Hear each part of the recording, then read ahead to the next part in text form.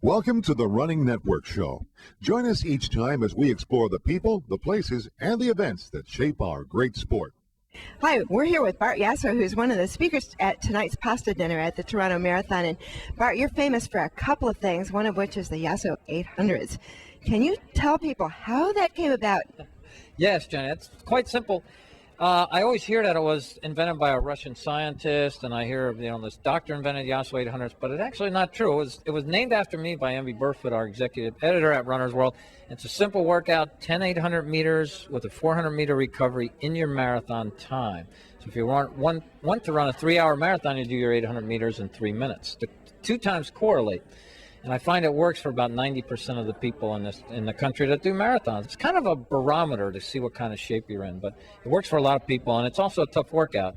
And you build up to 10. You start doing 4 to 6, 4 months away out from the marathon date.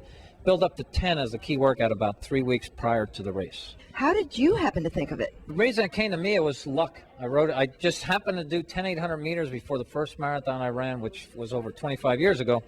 And the 800 meters correlated with the time I ran in the marathon. And that went on for a couple of years, and then I noticed it in my training logs as I kept notes, and I said, wow, this really works. So I kept that system going. I coached a few people that way, and then till Ambi actually put it in Runner's World and then named them after me, no one really knew what Yasso 800s really were. And now, of course, it's a phenomenon all across the country. Everywhere I go, people want to know about Yasso 800s. I think it's international, in fact. Yes, I was in a race in the South Island of New Zealand, on the very bottom of a town called Dunedin, and there were only 100 people in the race, and 40 of them did Yasso 800s, and I couldn't believe I was there, and it was actually a lot of fun. Well, now you've run a lot of marathons, and one of which was the Millennium Marathon in New Zealand? I did the Millennium Marathon in New Zealand. That was a big deal. Everybody wanted to do anything Millennium when it was going on 4 years ago. I have to ask you about another one that you've done, and I don't quite understand why anyone ever would want to do the Badwater Marathon. Yeah, it's called the Badwater. When I did it, was called the Badwater 146, which was a 146-mile race in Death Valley in the month of July. It's now called the Badwater 135. They cut off the last 11 miles on this brutal trail, made it a little bit easier, but it's still 135 miles. It's in July. It's hot as could be, 120 degrees, 125 degrees actual air temperature. The reason why I did it was a work assignment. So at least I had that excuse. Can you tell me what was fun about it? What was fun about it was I finished it. It was fun just to call back to the office and tell everyone that I finished this 146-mile race. Still today, 16 years later, I still get called Badwater Bart by some people at a running race. People would say, I remember that story, and it's the legend still goes on. From 800 to 135, you're a man of many distances. What's next on your agenda of fun things to do? My wife has a goal to run every marathon in Italy, which there are 47. We got married in Italy, and we go back as much as we can. So that would be my real goal, to finish all the 47 Italian marathons, which I think we only have 6 so far. So we got our work cut out for us on the Italian marathons. Well, that sounds like a good excuse to have fun. Well, Bart, thank you for talking to us. We really appreciate it. Thank you. Good evening, everyone. Good evening. I'm Jay Glassman, the race director, and on behalf of our organization and all of our volunteers, our sponsors, we'd like to welcome you to the 10th Annual Toronto Marathon Cargo Dinner.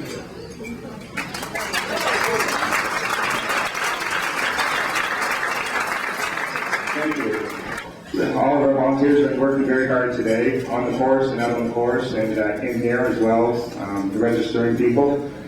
From what I understand, we've had over 700 new registrations today and approximately 600 yesterday. We also have runners from over 33 countries represented, which is great. So welcome everyone. We hope that you're enjoying Toronto. And some things that we're obviously doing this year for our 10th anniversary. Many of you are familiar with the fact that we have a $100,000 prize purse this year, which is the largest prize purse in Canada. We have also worked with an elite athlete coordinator to bring in many athletes, many elite athletes, and we're hoping to see a course record tomorrow. Our men's record is right now 2:15.17, and for the top male and female runner in the marathon, we have $25,000 in prize money. I will not be able to stay around for very long tonight. I've got to get back out there. but I would just like to go through quickly the head table. From my far left is Paul Alos, who is the president of the Princess Margaret Hospital Foundation.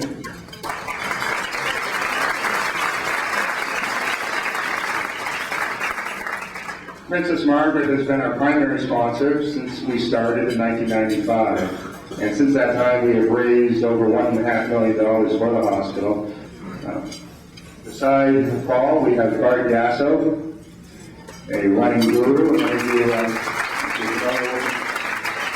And next to Bart, we have Dr. Chris Woolham, who is our medical director. Chris has also been with us for 10 years now. Chris has put together a huge medical team. We will have approximately 300 massage and physiotherapists at the finish line. We've got medical crews at the finish, as well as out there all along the course. Next to Chris, we have Dr. Kate Hayes, who heads our cycling team. I don't know how many of you may have read about that on our website or in any of our literature, but that is one of the things that definitely makes our event unique among world marathons, is that we have at our start line at Alaskan Square, the 30 psychologists, sports psychologists, who will be helping any runners with any possible anxieties before the gun goes off. We also have, many of them will be on bikes, our Psychs on Bikes as we call them, and they will be on yellow jackets along the course, and will help any runners, as I say, if you need them. Beside Dr. Hayes is John Stanton, the president and founder of the Running Room, which is Canada's largest running retailer. And the Running Room was our first sponsor. And we're very fortunate to have the Running Room and all of their staff, not only in Toronto but across the country, that support this event. And thank you, John.